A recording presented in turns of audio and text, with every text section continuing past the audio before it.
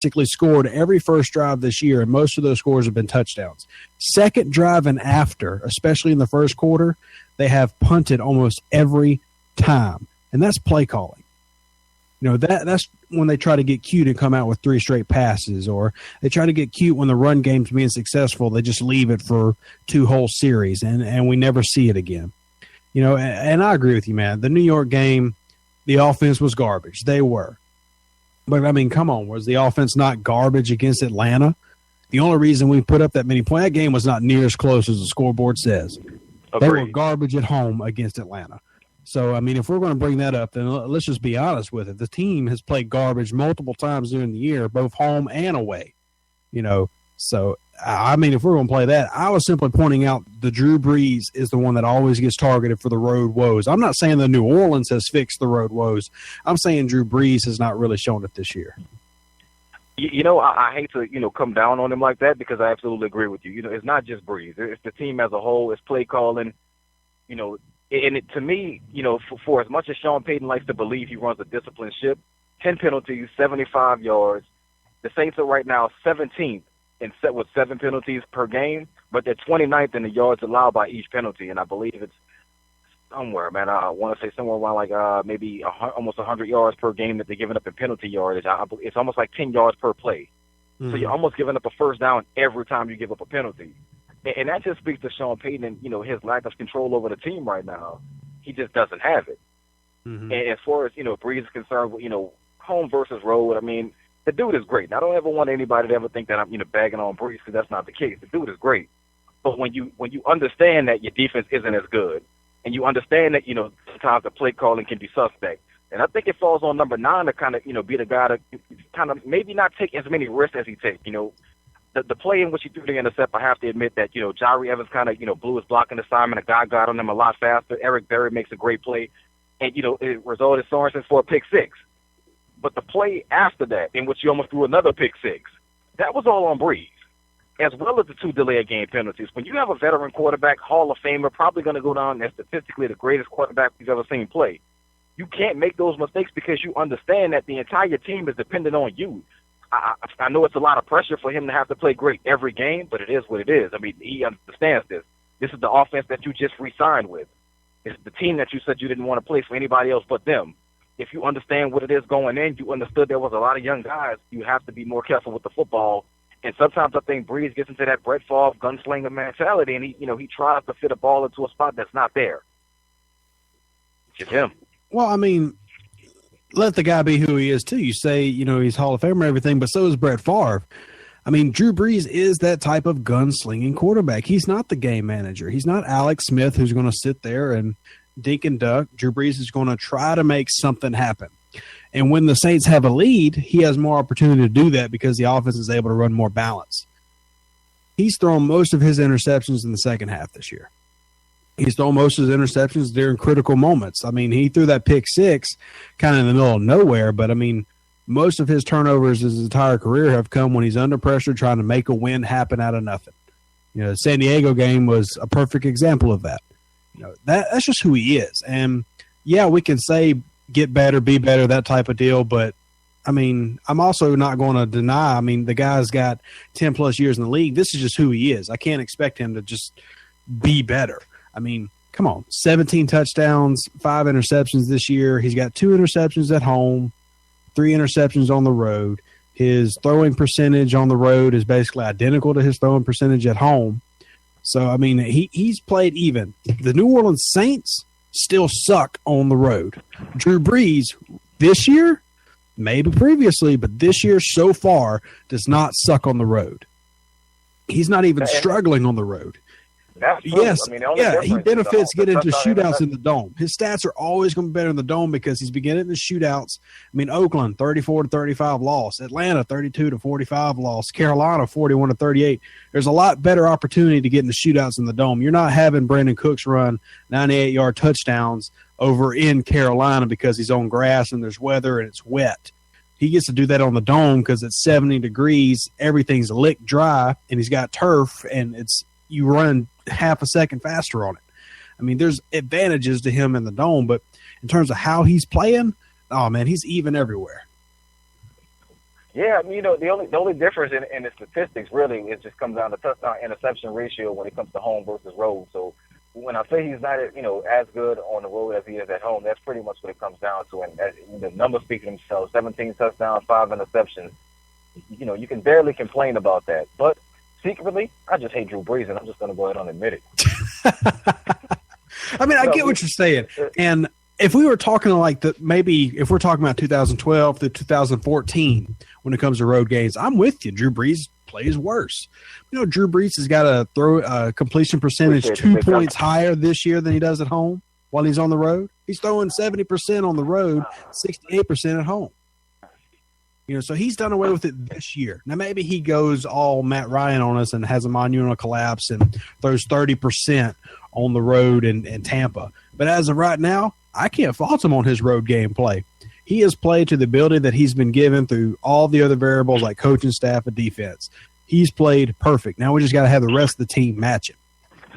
No, that's that's absolutely correct, man. And, I kind of get a bum rap, and that's why I kind of put the joke out there that I hate Drew Brees because I'm critical of him because I guess in my own fandom, I guess man, I'm used to Drew Brees being Superman, and the numbers speak for themselves that he's not terrible on the road. The Saints are more or less horrible on the road, but I want to see him just be a little bit more careful because the pressure is on him, and it's not on him for because he wants it to be. It's the idea that the Saints, and their coaching staff refused to run the ball. In that Kansas City game, the run game was working, and Sean Payton just seemed like he refused to stick with it at times. I mean, it was there if you wanted to use it. It's the idea that the Saints, they do have a young defense, and that young defense puts the offense on the field a whole lot. But I do think it's not like Drew doesn't know this. So if I'm a little critical of him, it's only because I believe in him that much. It's kind of like, that mind frame of, you're harder on the ones that you love than you are anybody else. Mm-hmm. And that's kind of how I feel about Brees when it comes to his ability to play on the road. I mean, the guy is phenomenal. And, again, the numbers speak for themselves. The dude has, he's almost the league leader in passes. He has Matt Ryan is right now, I believe, the league leader in passes. But he has one less game than Matt Ryan, almost as many touchdowns, 5 interceptions. I mean, the guy, he can do no wrong when it comes to if you want a quarterback, Drew Brees is the guy you want to study. You want to be a quarterback, that's your guy. But I think because of the lack of talent around him, I think Drew has to be a little bit more careful sometimes than what he is. And I understand you're not going to change him. He's a gunslinger. He's going to do it. And it's what's made him successful. But I also think that sometimes, it may be a course to where you have to dial it back just a little bit and maybe not be as aggressive on, this play or that play, because I think sometimes Drew gets locked in. And maybe he's locked in. He's like, I'm going to do this no matter what. And because he feels like I'm going to do it no matter what, that tends to lead to a turnover. And, let's just call it what it is. He's 37 now. And sometimes, the way that ball flips, I'm not saying his arm strength has declined. I'm not going to say that because I hate when people say that. And then you watch him overthrow Brandon Cooks by 10 yards. So I'm not going to say, his arm strength has declined. I just think sometimes, maybe it's not as fast as it used to be. It's not, maybe the firecracker isn't popping as fast as it used to. Sometimes that stick or that grip or whatever it is, sometimes it goes a lot faster than it does at other times. And I think that's what's going on with Brees. And I know we're going to be wrapping up in about 10 minutes or so. So, I'm kind of sticking to the Brees thing a little bit hard, and I don't want to, keep the disagreement going because we both believe he's phenomenal. I just think there's a difference on how he should approach road sometimes versus home, especially in a hostile environment like Arrowhead. Well, let me throw this out there too. Yeah. I understand what you're trying to say about Brees dialing it back, but if we're going to be honest about who this team is and where they are, if Drew Brees dials back, I think we lose more games because of that. Perfect example is the Carolina game. This team collapsed on themselves. They had a 3-touchdown lead, and then it went all to pot.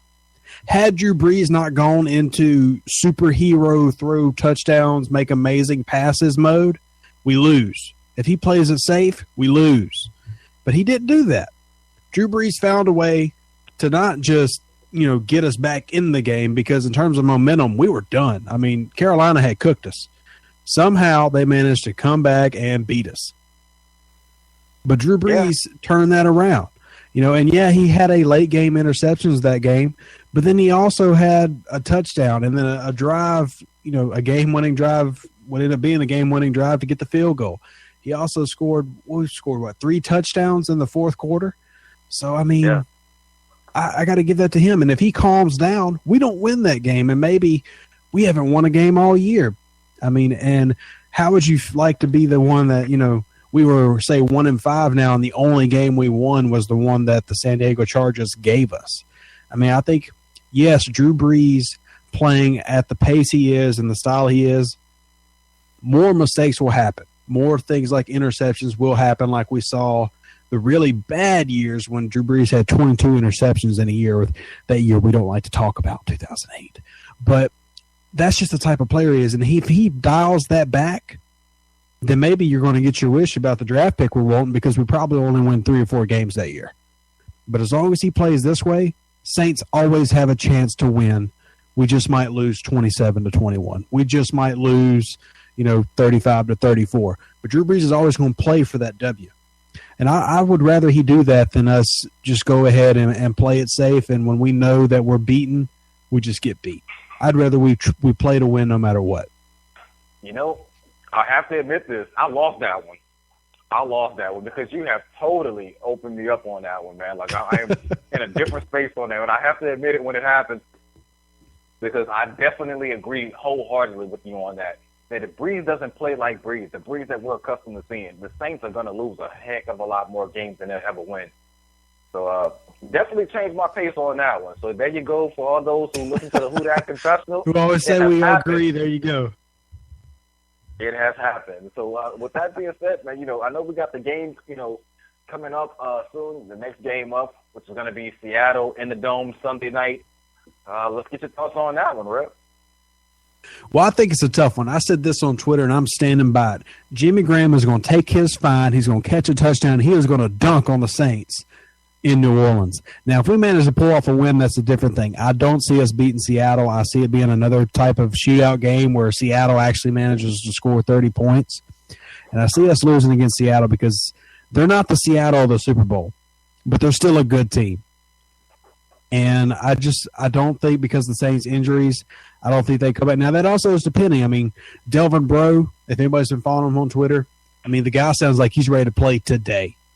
Sheldon Rankins, probably, if I have it right, he should be eligible to play this week, or it'll be the week after this. So we're getting a couple players back, hopefully being a healthier team. This is one of those that I said last week on Who Dat Confessional we'd probably lose.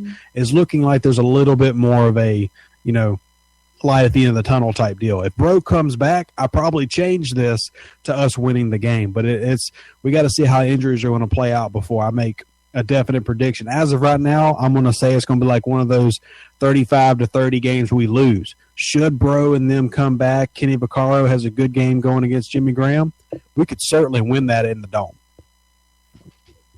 Guess what? Disagreement number 2. The Saints have no chance to win this game. None. I don't care that it's in the Dome. I do not care that, they may have reinforcement coming back. I think Sheldon Rankins is eligible week 9.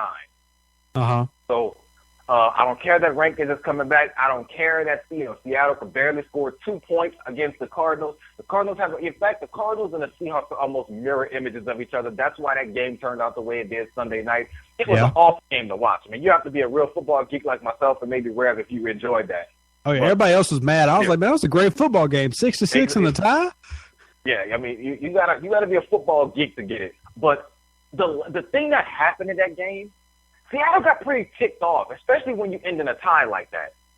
They're going to come out and they're going to want to blitz the Saints and put as much pressure. Now, I know the Saints played, just was saying that Drew Brees, better at home than he is on the road, blah, blah, blah, yakety smackety. Does not matter. The Saints have no chance to win this game. And I would love to be wrong about this. I would. But I will stick to what I believe. They have no chance of winning this game. You couldn't score. You could barely score on Kansas City. You're not going to move the ball at will on Seattle. I know this is a revenge game, but Jimmy Graham and C.J. Spiller, if they have never wanted to show off and show their talent in any game, this will be the game that they try to do it. We don't have an answer for that yet. I don't know, man. I'm kind of split. I mean, yes, they are the Seattle Seahawks. They are still a good team, but they are not the going to the Super Bowl 2 years in a row team. They're not. I mean, yeah, they still got guys like Cliff Avril